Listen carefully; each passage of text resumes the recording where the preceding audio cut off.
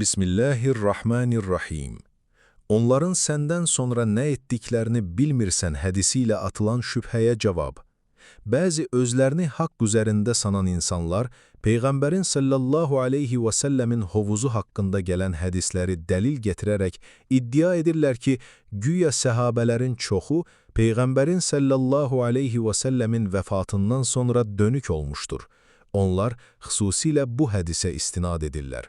Peyğəmbər sallallahu aleyhi və səlləm buyurur, mən qiyamət günü hovuzun başında olarkən məni tanıyan və mənim tanıdığım bir qrup insan mənim yanıma gələcəklər, lakin onlar hovuzdan uzaqlaşdırılacaqlar. Mən deyəcəyəm, ey Rəbbim, onlar mənim səhabələrimdir. Mənə deyiləcək, sən onların səndən sonra nə etdiklərini bilmirsən. Digər rəvayətdə isə buyurulur, əshabələrimdən bəzilərini sol tərəfə aparacaqlar. Mən səhabələrim deyəcəyəm. Mənə deyiləcək, sən onları qoyub getdiyin gündən sonra onlar mürtəd oldular. Bu hədisləri gətirərək belə bir şübhə yayırlar. Deməli, səhabələr Peyğəmbərdən sonra dönük oldular.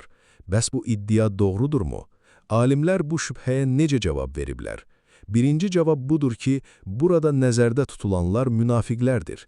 Alimlərin izah etdiyi ilk cavab budur ki, hədisdə deyilən səhabələr sözü ilə zahirdə İslamı görünən lakin daxilən iman gətirməmiş münafiqlər nəzərdə tutulur.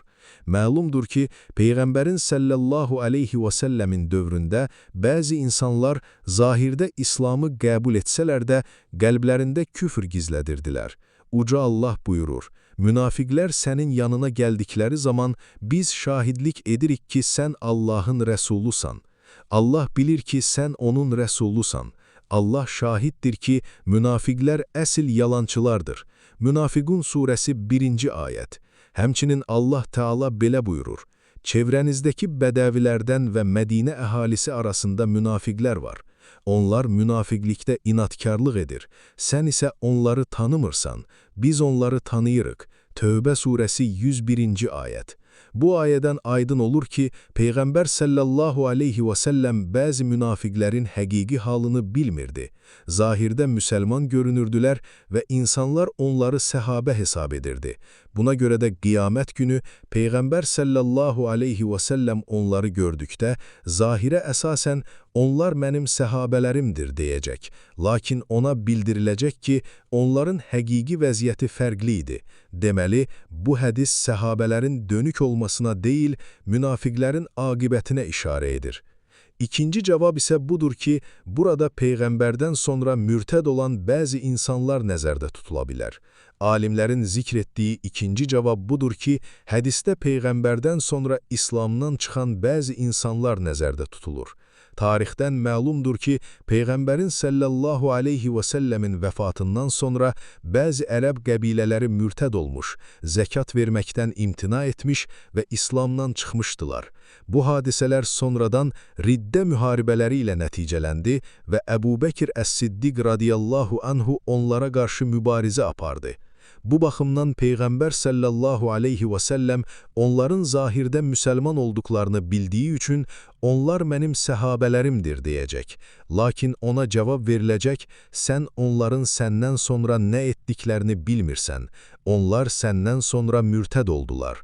Burada diqqət edilmək məqam odur ki, bu hədis bütün səhabələrə aid deyil.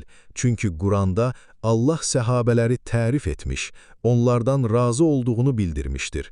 Buna görə bir neçə nəfərin və ya müəyyən qrupların dönüklüyü bütün səhabələrə aid edilə bilməz. Üçüncü cavab isə belədir.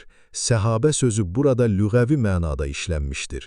Səhabə sözü şərii termin olaraq deyil, lüğəvi mənada, yəni Peyğəmbərlə bir müddət birlikdə olmuş, onun ətrafında görünən insanlar mənasında işlənmişdir. Buna dəlil olaraq məşhur hadisə göstərilir. Münafiqlərin başçısı sayılan Abdullah ibn Übey ibn Səlul bir dəfə belə demişdi, əgər Mədinəyə qayıtsaq, güclü olan zəifi oradan çıxaracaq.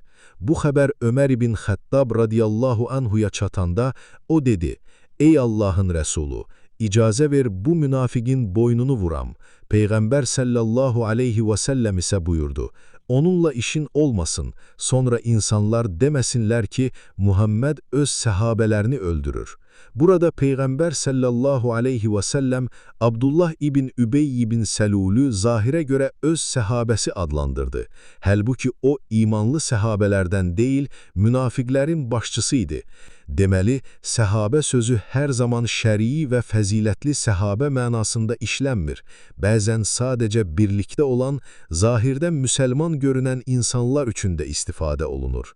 Verdiyimiz cavabla bağlı ümumi nəticə budur ki, hovuz hədisi ilə səhabələrin dönük olduğunu iddia etmək doğru deyil. Əhl-i sünnə alimləri bu şübhəyə cavab olaraq bildiriblər ki, hədisdə nəzərdə tutulanlar xalis iman əhli olan səhabələr yox, zahirən səhabə kimi görünən, lakin batinində münafiqlər olanlardır. Həmçinin Peyğəmbərdən sonra mürtəd olan bəzi insanlar nəzərdə tutula bilər. Səhabə sözü burada lüğəvi mənada, yəni zahirdə Peyğəmbərlə bir müddət birlikdə olan insanlar üçün işlənmiş ola bilər. Bu səbəbdən həmin hədislərdən çıxış edib bütün səhabələri ittiham etmək nə elmi, nə də ədalətli yanaşmadır. Uca Allah buyurur, yoxsa siz kitabın bir hissəsinə iman gətirib, bir hissəsini inkar mı edirsiniz? Bu səbəbdən Quran və sünnə mətinlərini nəfsə uyğun şəkildə yozmaq və yaxud əvvəlcədən qəbul edilmiş fikrə uyğun təvil etmək doğru yanaşma deyil. Onları səhabələrin və bizdən öncəki xeyirli nəsillərin anlayışına uyğun şəkildə başa düşmək lazımdır. Haqq, parçalanmış dəlillərdə deyil, bütün mətinlərin birlikdə anlaşılmasındadır.